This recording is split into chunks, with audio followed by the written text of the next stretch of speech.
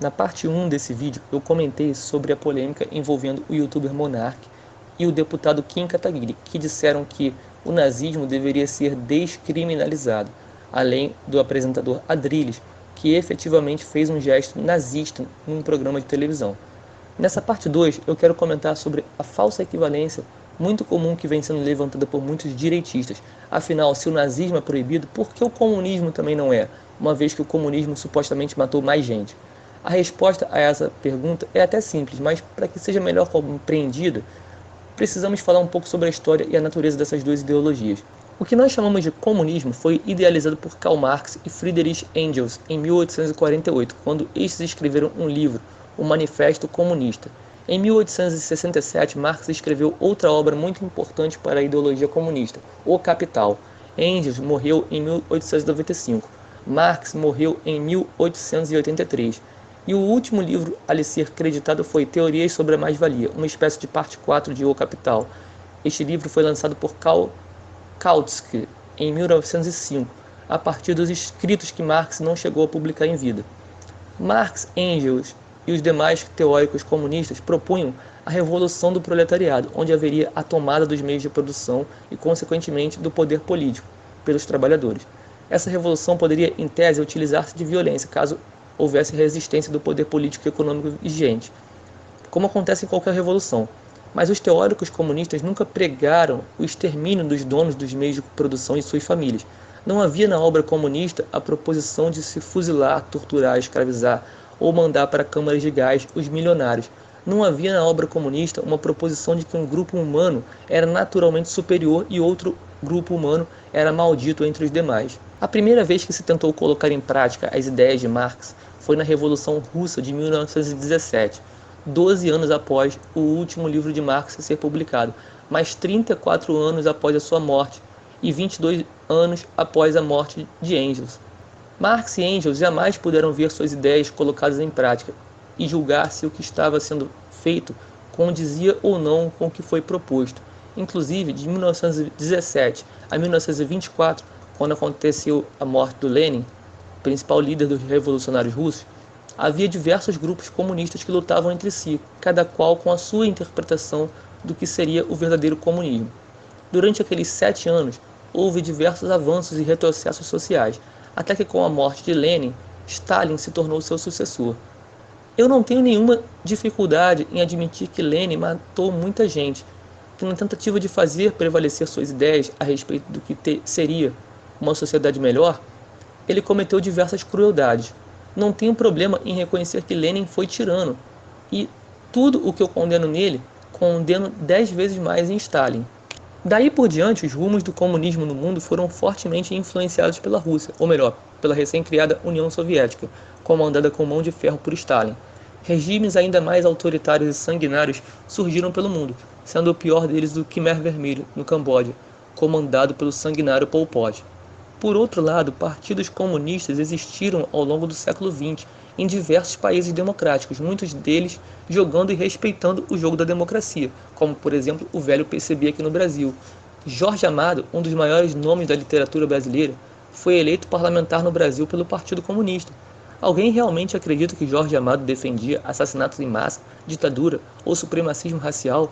Ao contrário, Jorge Amado foi um incansável defensor da liberdade de expressão, da liberdade religiosa e do antirracismo.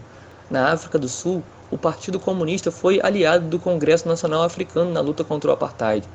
Por todo o mundo, os símbolos da foice e do martelo que representam os comunistas representaram ao longo do século XX diversos partidos com diferentes formas de agir e governar, sendo que muitos deles não tomaram os mesmos rumos da política soviética. Já o nazismo é bem diferente. O nazismo é a versão alemã do fascismo italiano, mas com características próprias, extremamente marcantes.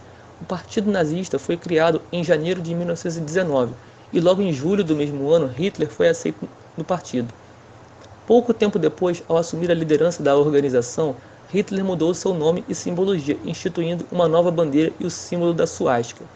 O partido já era antissemita desde sua fundação, mas foi no livro Mein Kampf, escrito por Hitler, que criou as bases do que seria conhecido hoje como nazismo. Diferentemente de Marx, que escreveu, mas não teve oportunidade de colocar suas ideias em prática, Hitler governou a Alemanha e com poder absoluto. Não houve um nazismo fora da Alemanha, exceto nos países invadidos por ela durante a Segunda Guerra. Com a derrota da Alemanha na Segunda Guerra, em 1945, o Partido Nazista foi extinto e a ideologia maligna morreu junto com Hitler. É claro, depois nós tivemos o surgimento dos neonazistas, mas estes também defendem as teses absurdas racistas de Hitler, utilizando-se da mesma simbologia. O comunismo pressupunha, em teoria, igualdade entre os seres humanos. O nazismo não, faz parte do conceito nazista a superioridade racial, o antissemitismo e a perseguição e o assassinato de minorias. Essas práticas estão intimamente ligadas à ideia de nazismo.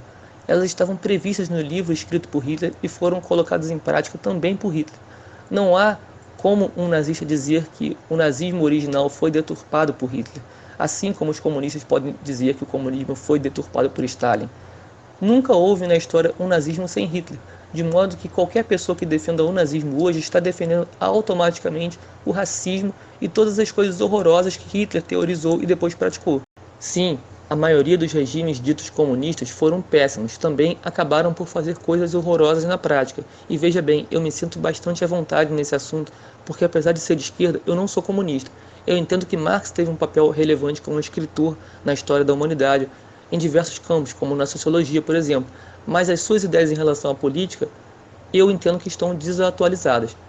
No entanto, ainda que o comunismo tenha sido quase sempre um desastre na prática, sempre poderá um comunista dizer que defende o comunismo original, criado por Marx, ou até mesmo o comunismo dos tempos de Lenin. A simbologia da foice do martelo, nesse ponto, não é automaticamente um símbolo de ódio, racismo e xenofobia. Se um negro, um gay e um judeu avistarem um grupo de pessoas vestidas de comunistas marchando no meio da rua, eles não precisam correr com medo de serem assassinados ou pelo menos agredidos. Se virem nazistas, a coisa muda de figura. Essa é a grande razão pelo qual o nazismo deve ser proibido. Alguém que utiliza a simbologia nazista é como se dissesse a qualquer pessoa que pertença a um desses grupos perseguidos pelo nazista no passado: olha, você merece ser morto, eu vou te matar se tiver oportunidade. Ao longo da história, diversos regimes capitalistas liberais promoveram políticas totalmente contrárias ao que o liberalismo pressupõe, conforme a conveniência. Durante a era colonial, as potências europeias que diziam ser a favor da liberdade humana mantinham escravos nas Américas e na África. Ora, podemos colocar a escravidão na conta do capitalismo, então? Os Estados Unidos negaram os direitos civis aos negros durante várias décadas e condenaram muitos negros inocentes à pena de morte, num sistema judicial altamente viciado. Significa dizer que o capitalismo é racista por conta disso? Winston Churchill cometeu atrocidades na Índia e Margaret Thatcher, a dama de ferro britânica, uma das maiores expoentes do dito neoliberalismo, apoiou o apartheid na África do Sul. Aliás, o próprio apartheid vigorou dentro de um país capitalista. As ditaduras militares da América do Sul nos anos 60 e 70 foram todas ditaduras capitalistas. Pinochet, o ditador mais sanguinário entre eles, era um entusiasta do neoliberalismo e promoveu diversas reformas liberais na economia, enquanto matava pessoas apenas por discordarem de suas políticas. No Brasil, onde muitos até hoje negam que houve ditadura, até crianças foram torturadas pelo regime militar capitalista. Obviamente, há muito mais países capitalistas do que comunistas na história do mundo. Entre inúmeros regimes capitalistas que deram errado, houve aqueles que deram certo. Dentro do capitalismo, os governos que deram mais certo são justamente aqueles que procuraram conciliar a democracia com ideais ligados ao bem-estar social, mais à esquerda, como os países escandinavos e, mais recentemente, Portugal. Até o final de 2021, o Partido Comunista era parte da coligação do governo em Portugal e só deixou de ser agora em 2022. Mesmo assim, são os socialistas que permanecem no poder, o que dá quase no mesmo. Em resumo, o que eu quero dizer é que comunismo e capitalismo não são por si só ideologias que pregam o mal. Tudo depende de quem vai implementar as ideias propostas pelos ideólogos dessas correntes de pensamento. Diferentemente, o nazismo é mau já na sua própria teoria e foi terrível no único lugar em que ele chegou a ser implementado. Por essa razão, sim, o nazismo é e deverá ser sempre proibido e não pode ser comparado com qualquer outra linha de pensamento. A apologia especificamente a Stalin e a outros tiranos comunistas deveria ser criminalizada? Penso eu que sim, como deveria também ser criminalizada a apologia a Pinochet ou a ditadura militar brasileira. E Por pior que tenham sido esses dois regimes, eles também não podem ser comparados ao nazismo. A perversidade no nazismo está num grau muito superior a qualquer outra ideologia ou governo humano nos últimos séculos. Quanto a Stalin, enquanto tivermos vozes do atraso, como o nosso atual presidente da República, que exalta os crimes da ditadura militar, não dá para querer criminalizar quem exalta os crimes cometidos na distante União Soviética. Eu sou Leandro Rocha e eu quero saber o que você achou desse conteúdo. Deixa seu comentário aí embaixo, se você gostou deixa um like e se inscreve no canal se você ainda não conhecia, porque nós vamos estar sempre trazendo temas do cotidiano político do Brasil e do mundo aqui no canal. Um abraço, até a próxima.